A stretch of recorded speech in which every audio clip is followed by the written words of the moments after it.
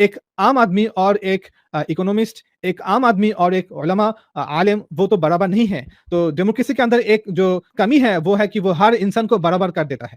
تو یہ جو بات آپ نے فرمائی ہے نا جی کہ ایک عالم اور ایک غیر عالم کیسے برابر ہو سکتا ہے، تو پھر تو آگے بڑھ کے ہمیں یہ بھی کہنا چاہیے کہ کسی عالم کا کوئی قتل کر دے تو اس کے مقابلے میں قصاص لینا چاہیے ہے، اور کسی غیر عالم کا اگر کوئی قتل کر دے تو وہ چونکہ کم علم رکھتا ہے، اس کے اندر اس طرح کی صلاحیت نہیں ہے، لہٰذا اس کے ساتھ وہ معاملہ نہیں ہونا چاہیے. پھر تو تمام معاملات میں کنسسٹنٹ رہنا چاہیے نا ہمیں. ہم وہاں پر بھی یہ بحث اٹھائیں پھر کہ جی عالم کی چوری کی ہے تو اس کی الگ سزا ہے، غیر عالم کے ساتھ چوری کی ہے تو الگ سزا ہے. زنا کا معاملہ بھی یہی ہونا چاہیے، ہر جگہ پہ پھر کنسسٹنٹ رہنا چاہیے ہمیں. تو اس میں جو اصل خرابی ہے اس پورے آرگومنٹ میں وہ یہ ہے کہ ہم نے یہ مان لیا ہے کہ عام آدمی کے اندر یہ صلاحیت ہی نہیں ہے، یہ عام آدمی اس کا حق ہی نہیں رکھتا کہ وہ یہ فیصلہ کرے کہ اس کا حکمران کون ہوگا، کس معاملے میں فیصلہ کرنا ہے. کیا عام آدمی کے پاس ہم یہ پوچھنے کے لیے جا رہے ہیں کہ بتائیے سورہ بقرہ کی تفسیر کیا ہے؟ تو اس معاملے میں تو آپ کا آرگومنٹ بہت اسٹرانگ ہو سکتا ہے کہ آپ آ کر کہیں کہ نہیں یہ دیکھیے تفسیر کرنے کے لیے ضروری ہے کہ عربی زبان آنی چاہیے، تفسیری ذخیرے پر اور روایت پر نظر ہونی چاہیے، اس نے باقاعدہ درس نظامی کیا ہونا چاہیے. آپ اس بارے میں اس سے رائے لے رہے ہیں. یا میں عام آدمی کے پاس اگر اپنے گردے کا آپریشن کرانے کے لیے چلا جاتا ہوں یا اپنی آنکھ نکلوانے کے لیے چلا جاتا ہوں تو یہ آرگومنٹ بڑا مضبوط ہے کہ بھائی اس کی نہ صلاحیت ہے، نہ قدرت ہے، نہ ملکہ ہے، یہ کیا کروانے جا رہے ہیں اس کے پاس. ہم عام آدمی کے پاس کیا لینے جا رہے ہیں؟ یہ اس کا حق ہے کہ وہ یہ فیصلہ کرے، جس طرح یہ اس کا حق ہے کہ اس نے شادی کہاں کرنی ہے، جس طرح یہ اس کا بنیادی حق ہے کہ اس نے کہاں رہنا ہے، جس طرح یہ اس کا بنیادی حق ہے کہ اس نے کیا کھانا ہے، جس طرح یہ اس کا بنیادی حق ہے کہ اس نے تعلیم کیا حاصل کرنی ہے. یہ اس نے فیصلہ کرنا ہے. اور آگے بڑھ کے میں یہ کہتا ہوں کہ یہ جو علماء ہیں یا ہماری قوم کے مثال کے طور پر بڑے لیڈرز ہیں، ان کے پاس فیصلہ کرنے کی اس معاملے میں کہ حکمران کون ہونا چاہیے اگر زیادہ نالج ہے تو عام آدمی کو قائل کر لیں، عام آدمی کو بٹھائیں، اس کے سامنے تقریر کریں، اس کو بتائیں کہ دیکھو یہ دو آپشنز ہمارے سامنے موجود ہیں، ان میں یہ زیادہ اچھا آپشن ہے. عام آدمی میں صلاحیت نہیں ہے سمجھنے کی تو علماء میں تو صلاحیت ہونی چاہیے سمجھانے کی، وہ اس کو بٹھائیں. تو یہ کیا مسئلہ کیا ہے اصل؟ تو اگر آپ اس کا غور کریں، اس کو ڈائسیکٹ کریں تو مسئلہ یہ نہیں ہے. مسئلہ یہ ہے کہ ہمارے علماء سمجھتے ہیں کہ حکومت کرنے کا حق ان کو حاصل ہے، حکومت انہوں نے کرنی ہے. کس پر کرنی ہے؟ عام آدمی پر کرنی ہے. کیوں کرنی ہے بھائی؟ عام آدمی کے پاس نہ عقل ہے، نہ خرد ہے، نہ بصیرت ہے، اس پہ پھر حدود کیسے نافذ کریں گے؟ اس کو باقی چیزوں کا پابند کیسے کریں گے؟ تو حکومت عام آدمی پہ کرنی ہے، لیکن اس کے مشورے، اس کی رائے کے بغیر کرنی ہے. اور اگر آپ آگے بڑھ کے پوچھیں کہ کون فیصلہ کرے گا، کہیں گے علماء. علماء میں کون فیصلہ کرے گا؟ دیوبندی کریں گے، بریلوی کریں گے، اہل حدیث کریں گے، اہل تشیع کریں گے. تو ہر عالم کہے گا کہ ہم حق پر ہیں، ہم فیصلہ کریں گے. اچھا آپ ان کے اندر چلے جائیں تو ان میں آپ پوچھیں تو کون آپ کا امیر ہوگا، تو وہاں پر اختلاف ہو جائے گا. ہمارے ہاں تو اس کا فیصلہ ہی نہیں ہو سکتا. تو آخر میں دو لوگ بچیں گے، وہ کہیں گے میں حق پر ہوں، دوسرا کہے گا میں حق پر ہوں. تو فیصلہ ہمیشہ عام آدمی کرتا ہے. یہ جو فیصلہ ہوتا ہے یہ حق و باطل کا فیصلہ نہیں ہے، یہ اس چیز کا فیصلہ نہیں ہے کہ یہ صحیح ہے یہ غلط ہے، یہ قرآن کے مطابق ہے قرآن کے مطابق. یہ فصل نزاع ہے. فصل نزاع کا مطلب یہ ہوتا ہے کہ ایک پرابلم پیدا ہو گئی ہے، کس نے حکومت کرنی ہے، تو اب پرابلم کا حل نکالنا ہے ہم نے. یہ حل غلط بھی ہو سکتا ہے، یہ حل ٹھیک بھی ہو سکتا ہے. سارے لوگ مل کر غلط حل کی طرف پہنچ سکتے ہیں اور چند لوگ صحیح حل تجویز کر سکتے ہیں. تو عام آدمی جب ووٹ دیتا ہے تو وہ حق و باطل کا فیصلہ نہیں کر رہا ہوتا، وہ اپنی رائے کے مطابق جس کو درست سمجھتا ہے اس کا انتخاب کر لیتا ہے. علماء کو اگر یہ لگتا ہے کہ عام آدمی غلط انتخاب کر رہا ہے تو علماء اس کو قائل کریں. کیوں نہیں قائل کر پاتے؟ اس لیے کہ قائل کرنے کے لیے آپ کے پاس آرگومنٹ ہونا چاہیے، دلیل ہونی چاہیے. علماء کی دلیل یہ ہے کہ عام آدمی کو حکمران بننے کا حق ہی نہیں ہے، حق ہی صرف ہم لوگوں کو ہے جو مذہبی لوگ ہیں. اور وجہ کیا ہے؟ وجہ وہ ہے جو آپ نے سوال میں پوچھی تھی، واقعات سے غلط استدلال. ہمارے استاد جناب جاوید احمد غامدی صاحب نے اپنی کتاب برہان میں پورے کے پورے اس چاروں ائمہ کا جو نقل اقتدار کی تاریخ ہے اس کو نقل کر دیا ہے. اس کو آپ پڑھیں گے تو یہ تو ٹھیک ہے کہ آج کی جو جمہوری روایات ہیں، یہ جمہوریت کا طریقہ ہے، اس کے اوپر تو وہ پوری ہوتی ہوئی نظر نہیں آئیں گی، اس لیے کہ ہم لوگ تو واقف ہی اس سے ہیں. الیکشنز ہوں گے، MNAs, MPAs, legislative assembly کے منتخب ہوں گے، وہ جس کو آپ کہتے ہیں ووٹ آف کانفیڈنس دیں گے اور پرائم منسٹر بن جائے گا. قبائلی معاشرے کے اندر کیا ہوتا تھا؟ خود قوم کے اندر کچھ ریپرزینٹیٹیوز پیدا ہو جاتے تھے. آپ ذرا تصور کریں، سیدنا عمر نے جو 6 لوگوں کو بٹھایا ہے، یہ 6 ہی کیوں بٹھایا؟ کہ صحابہ اور نہیں تھے؟ علماء صحابہ میں موجود نہیں تھے، ان کو کیوں نہیں بٹھایا اگر علماء کا حق ہے؟ اس لیے کہ وہ لوگ اپنی اپنی قوم کو ریپرزینٹ کر رہے تھے.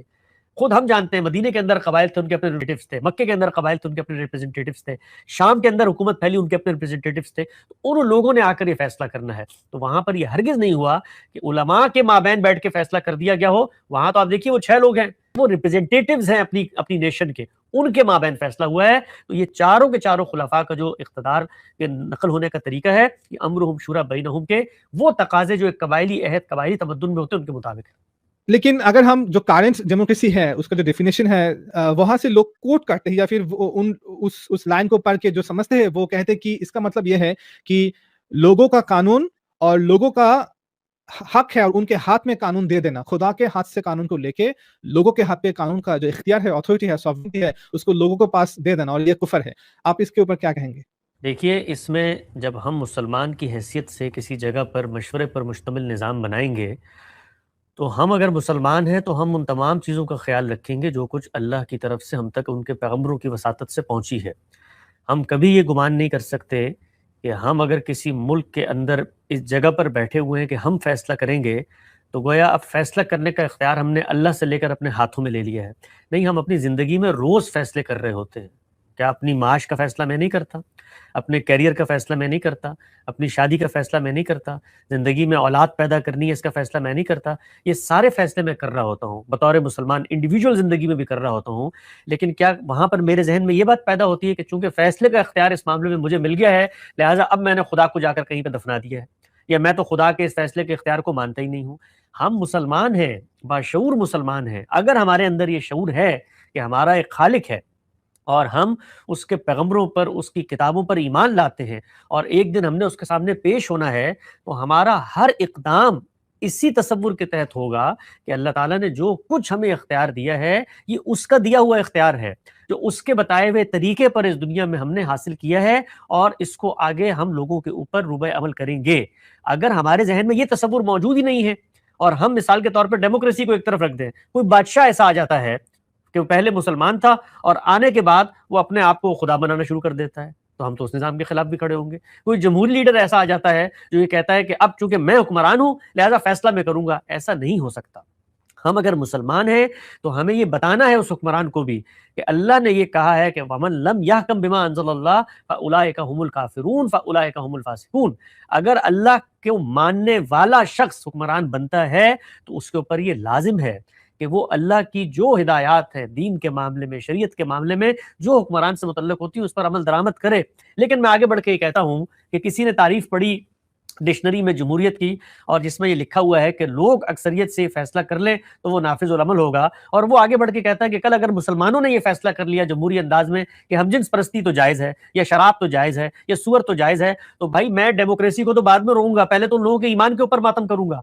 मैं तो पहले ये कहूंगा कि जरा तसव्वुर करो कि जिस रियासत में इस दर्जे के मुसलमान रहते हो, जिन्होंने ऐसे लोगों का इंतखाब कर लिया हो जो दीन की बुनियादी इमारत को ढाने पर लगे हुए हैं, तो जमहूरियत को बाद में रोना, इनकी जहन्नुम और इनकी आखिरत की फिक्र करो।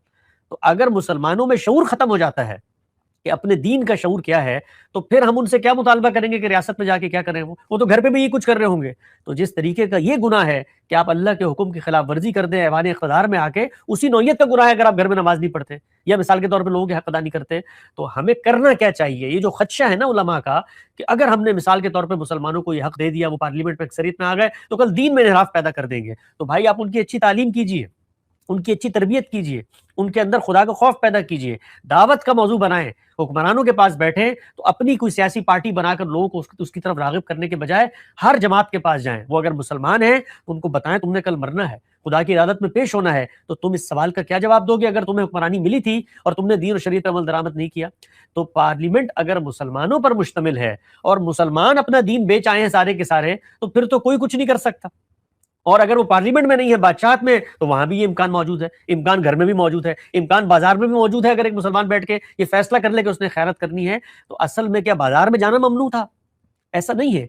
तो एक ही तरीका था, लोग मशवरे पर मुश्तमिल निज़ाम बनाएंगे, उसके बाद उन लोगों में जितना दीन होगा वो रियासत की सतह पर सामने आ जाएगा। अगर वो दीनदारी से खाली है तो पहले उनमें दीन की दावत का काम कीजिए, लेकिन इससे ये सवाल कभी भी हल नहीं हो सकता हक जो है वो आपको उठा के दे दिया जाए। तो मैं तो अगला सवाल ये पूछूंगा कि अगर आपको हक दे दें तो कल उलमा आपस में लड़ना शुरू कर दे तो क्या होगा?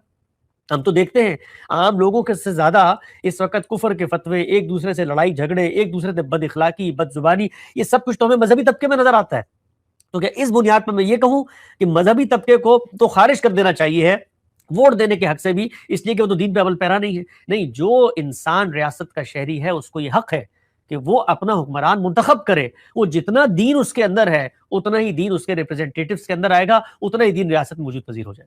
ایک اور بات آپ سے پوچھوں, وہ کہتے ہیں کہ the source of authority, the source of power, the people are the source of power. یہ جو بات ہے, جو کہا جاتا ہے ڈیموکریسی کے اندر, اس کا اصل میننگ کیا ہے؟ کیا اس کا مطلب یہ ہے کہ the absolute source of power, the people have the absolute power, اور اس کا مطلب یہ ہے کہ جیسے ہم کہتے ہیں کہ یہ اس گھر کا مالک ہے, وہ اس طرح کا کچھ بالکل مطلب ایسی ہے. اس میں دیکھیے آپ اصل چیز یہ دیکھیے کہ جب بھی کوئی بات کہی جاتی ہے تو ذرا اس پہ غور کرنا چاہیے کہ کس پس منظر میں وہ بات کی جا رہی ہے.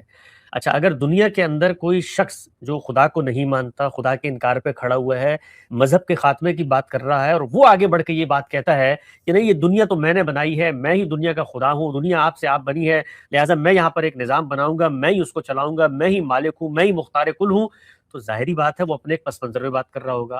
لیکن ہم لوگ جو مسلمان ہیں وہ اگر یہ بات کریں گے تو ہم یہ مان کر کریں گے کہ بھائی کائنات کا نظام اللہ تعالیٰ چلا رہا ہے, موت و حیات اس کے ہاتھ میں ہے, اسی نے ہماری جزا و سزا کرنی ہے, تقدیر کے فیصلے وہ کرتا ہے, مجھے کہاں پیدا ہونا ہے, کہاں مرنا ہے, یہ سب اس کے ہاتھ میں ہے, مجھے رزق کتنا ملے گا اس کا فیصلہ اس نے کیا ہوا ہے, اس نے دین دیا ہے, اس نے شریعت دی ہے, اس نے پیغمبر بھیجے ہیں, انہوں نے سنتیں جاری کی ہیں, اس پر ہمیں عمل درآمد کرنا ہے. ہم تو اس کی کتاب پڑھ کر یہ فیصلہ کر رہے ہیں کہ امرہم شورا بینہم, لہٰذا آؤ بیٹھو, اور بیٹھنے کے بعد یہ بات یاد رکھو, کوئی شخص غلبہ, جبر, تسلط اور لوگوں پر طاقت کر کر حکمران نہیں بن سکتا, بلکہ لوگ فیصلہ کریں گے. اور اب وہ جملہ کہیے جو آپ نے آگے کہا, صرف لوگوں کی طاقت ہے جو فیصلہ کن ہوگی, کوئی شخص اس کو ریورس نہیں کر سکتا.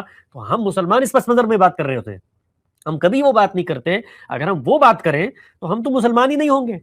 میں نے تو آپ کے سامنے آیت پڑھ کے بتائی کہ ہم الکافرون فاولئک هم الفاسقون. اللہ تعالیٰ کے نزدیک تو وہ مسلمان ہی نہیں ہے اللہ کی نزدیک حقیقت میں, جو اللہ کے دین کے اوپر فیصلہ نہ کرے, شریعت کے مطابق فیصلہ نہ کرے. خدا کہہ رہا تم مسلمان نہیں ہو, تو ذرا آپ تصور کریں کہ کیا کوئی شخص مسلمان رہے گا یہ بات کہنے کے بعد کہ پوری کائنات کی طاقت صرف انسانوں کے ہاتھ میں اور ہم فیصلہ کریں گے؟ ایسا ہرگز نہیں ہے. لہٰذا میں نے یہ عرض کیا تھا کہ جب آپ کتابوں میں جا کر تعریفیں پڑھ کے اور کسی نظام پر اس کا انطباق کرتے ہیں تو ایسا نہیں ہوتا. یہ امریکہ ہے, امریکہ میں بیٹھا ہوا ہوں, یہاں پر یہی بات کی جاتی ہے. یعنی ماڈرن ڈیموکریسی کا جو سب سے محکم اسٹرکچر ہے وہ سامنے آتا ہے یہاں پر بھی وہ دیکھیے ان کے دستور میں بھی, ان کے نوٹ, کرنسی نوٹوں پر بھی ہر جگہ لکھا ہوتا ہے کہ وہ خدا جس پر ہم ایمان رکھتے ہیں, لکھا ہوتا ہے نا. تو اس کا کیا مطلب ہے؟ اس کا مطلب یہ ہے کہ وہ خدا کو مانتے ہیں, خدا کو سپریم اتھارٹی مانتے ہیں, اس کے حکم کے تحت ایک تصور اپنا انہوں نے ریاست کی تشکیل پذیر کی ہے.